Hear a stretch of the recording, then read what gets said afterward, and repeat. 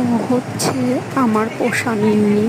ও যখন রাগ করে তখন একেবারে গোমড়ামুখো হয়ে থাকে।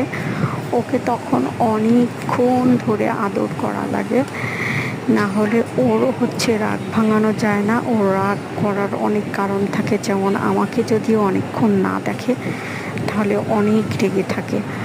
পরে এমনি সময় ও আমার হাত চেটে দেয়, কিন্তু এখন কিন্তু ও আমার উপরে রাগ করেছে, এই জন্য আমার হাত চেটে দিচ্ছে না। হাত যদি না চাটে তাহলে বুঝতে হবে ও আমার পরে অনেক রাগ করেছে। রাগ হচ্ছে অনেক অনেক কারণে হয়।